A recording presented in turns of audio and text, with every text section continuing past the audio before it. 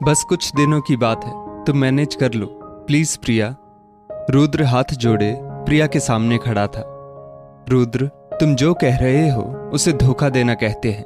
वैसे ही मम्मी जी और मेरा रिश्ता बहुत अच्छा नहीं है और अब तुम चाहते हो कि मैं उनसे झूठ बोलूं। प्रिया नाराजगी से बोली, इसीलिए तो कह रहा हूं कि कुछ दिनों की बात है, मैनेज कर लो। अगर मम्मी को पता चला कि तुम ऑफिस में फॉर्मल ड्रेस पहनकर जाती हो तो उन्हें अच्छा नहीं लगेगा। रुद्र प्रिया को समझाने लगा, रियली रुद्र, ये कॉमन सेंस की बात है कि जब मैं कॉर्पोरेट ऑफिस में काम कर रही हूं तो ड्रेस भी फॉर्मल ही होगी। अगर मैं साड़ी और चूड़ी पायल पहनकर ऑफिस जाऊंगी तो सब मुझे अजीब नजरों से देखेंगे। प्रिया अब झल्लाते हुए बोली, उसका भी उपाय मैंने सोच लिया है। मैंने सोनम भाभी से बात कर ली है। तुम उनके घर जाकर ड्रेस बदल लेना, फिर ऑफिस चली जाना और आते समय भी तुम पहले भाभी के घर जाकर चेंज करके घर आ जाना। रुद्र ने प्रिया को उपाय भी बता दिया। 2 दिन बाद रुद्र की मम्मी दीपा जी आ गई। प्रिया को साड़ी, चूड़ी और साज श्रृंगार में देखकर बहुत खुश हो गई और ढेर सारा प्यार और आशीर्वाद दे डाला। मैंने सोचा नहीं था कि तुम मुझे इस रूप में मिलोगी बहू। बहुत खूबसूरत लग रही हो, सदा खुश रहो। मम्मी, आप खुश तो है ना? माँ को उनका कमरा दिखाते हुए रुद्र पीछे से गले लगकर बोला, हाँ बेटा, मैं बहुत खुश हूं।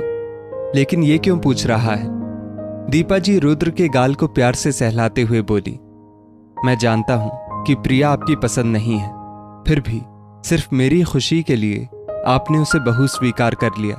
लेकिन पापा जी शायद अभी भी नाराज हैं, इसीलिए वो नहीं आए। रुद्र ने अपना डर बताया, ऐसी कोई बात नहीं है, हम लोग बिल्कुल भी नाराज नहीं हैं। अब अचानक तेरे छोटे भाई को कॉलेज से प्रोजेक्ट मिला और तू तो जानता है कि पापा के बिना उसका प्रोजेक्ट पूरा नहीं हो सकता, इसलिए उन्हें रुकना पड़ा। प्रोजेक्ट पूरा होते ही दोनों आएंगे। मैंने कहा कि मैं नहीं रुक सकती रुद्र से मिले बिना, इसीलिए मैं आ गई ताकि तुम्हारे और प्रिया के साथ ज्यादा वक्त बिता सकूं। बात करते करते दीपा जी ने बैग में से रुद्र और प्रिया के लिए लाए सामान को निकालकर रुद्र को दिया कि बाहर ले आए। प्रिया को सब सामान देकर दीपा जी घर का निरीक्षण करने लगी। घर का हर कोना एक अलग ही कहानी कह रहा था। घर में दीपा जी को एक सकारात्मक ऊर्जा का एहसास हुआ, जिसे महसूस कर दीपा जी का मन खिल गया। उन्होंने किचन में काम कर रही प्रिया को देखा और सोचने लगी, रुद्र ने सही कहा था कि प्रिया उसके लिए परफेक्ट है, चाहकर भी उसमें कोई कमी नहीं ढूंढ सकती। किचन में दीपा जी को देख प्रिया मुस्कुराई और फिर दोनों में छोटी छोटी बातों का सिलसिला शुरू हुआ तो उनकी बात खत्म ही नहीं हुई। शनिवार और रविवार छुट्टी होने से सबने खूब मस्ती की, लेकिन सोमवार को प्रिया तनाव में आ गई कि अब कैसे मैनेज होगा। वो अभी भी यही चाह रही थी कि दीपा जी को सच बता देना चाहिए, लेकिन रुद्र ने उसे अपनी कसम देकर रोक दिया। ऑफिस जाने से पहले प्रिया दीपा जी के पास गई तो उसे देखकर दीपा जी हंसने लगी। उन्हें हंसता देख प्रिया थोड़ी असहज हो गई। मम्मी जी, क्या हुआ? कुछ गड़बड़ कर दी क्या मैंने? कुछ गड़बड़ नहीं, बहुत बड़ी गड़बड़। दीपा जी प्रिया का हाथ पकड़कर रुद्र के पास आई। रुद्र, तुमने कहा था कि प्रिया बहुत ही स्मार्ट है, लेकिन आज इसे देखकर मैं समझ नहीं पा रही हूं कि इसकी स्मार्टनेस तुम्हारे साथ रहते रहते खत्म हो गई या फिर। दीपा जी ने अपनी बात अधूरी छोड़ दी। क्यों मम्मी, क्या हुआ? आप ऐसे क्यों कह रही हैं? प्रिया से कुछ गलती हो गई क्या? रुद्र डर गया कि कहीं प्रिया ने सच तो नहीं बता दिया। प्रिया, सच सच बताना, तुम रोज ऑफिस ऐसे ही साड़ी और चूड़ी पहनकर जाती हो या फिर मेरे यहाँ रहने से ये सब पहनकर जा रही हो? दीपा जी अचानक से सीरियस होकर बोली, मम्मी जी वो। प्रिया बोल ही रही थी कि रुद्र उसे आंखें दिखाता हुआ बीच में बोल पड़ा, हाँ मम्मी, ये ऐसे ही ऑफिस जाती है, अच्छी लग रही है ना? नहीं मम्मी जी, मैं ऑफिस ऐसे नहीं जाती हूँ। मेरे ऑफिस की फॉर्मल ड्रेस है, वही पहनकर जाती हूँ। ये मैंने आपके लिए पहनी है ताकि आपको अच्छा लगे और आप मेरे बारे में कुछ गलत ना सोचे। प्रिया ने सब सच बता दिया। और ये सब करने को तुम्हें रुद्र ने कहा होगा? दीपा जी ने सवाल किया।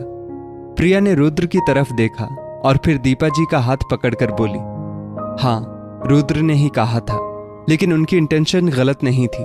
वो नहीं चाहते थे कि आपके दिल में मेरे लिए कोई गलत छवि बने। आपको शायद कोई घरेलू बहू चाहिए थी, लेकिन मम्मी जी, मैं शायद आपके पसंद जैसी नहीं हूँ, लेकिन मैं रिश्तों की अहमियत अच्छे से जानती हूँ और साथ में अपने काम को भी उतनी ही अहमियत देती हूँ। पिछले 2 दिनों में मैंने दिल से अपना बेस्ट दिया। आज भी मैं इसके खिलाफ थी, लेकिन रुद्र के लिए और आपकी खुशी के लिए मैं तैयार हो गई। दीपा जी ने गुस्से से रुद्र की तरफ देखा और फिर प्रिया से बोली, जाओ वो कपड़े पहनकर आओ बहू जो ऑफिस पहनकर जाती हो। थोड़ी देर बाद प्रिया फॉर्मल ड्रेस में खड़ी थी। साड़ी की जगह ब्लेजर और पैंट, चूड़ी की जगह 2 कंगन, पैरों में स्नीकर। अच्छी तो लग रही हो इस ड्रेस में भी, दीपा जी ने कहा तो रुद्र और प्रिया के चेहरे पर मुस्कान आ गई। माना कि तुम आज के जमाने की बहू हो, लेकिन ये मत भूलो कि हम भी आज के जमाने की सास हैं, जो जानती है कि बहू को नफरत और बंधन से नहीं बल्कि प्यार और विश्वास से अपनाया जाता है। दीपा जी ने प्रिया के सिर पर प्यार से हाथ रखते हुए कहा, वाह, बहू को प्यार कर रही हो माँ और बेटे को भूल गई। रुद्र झूठा उलाहना देने लगा तो दीपा जी ने उसके कान पकड़कर कहा, अब ये तुम्हारी सजा है क्योंकि तुमने मेरी बहू से झूठ बोलने को कहा। दीपा जी की बात सुन प्रिया और रुद्र उनके गले लग गए। दोस्तों, इस स्टोरी को लेकर आपकी क्या राय है, नीचे कमेंट करके जरूर बताइएगा और ऐसी ही और भी बेहतरीन वीडियोस के लिए हमारा पेज जरूर फॉलो करें। धन्यवाद।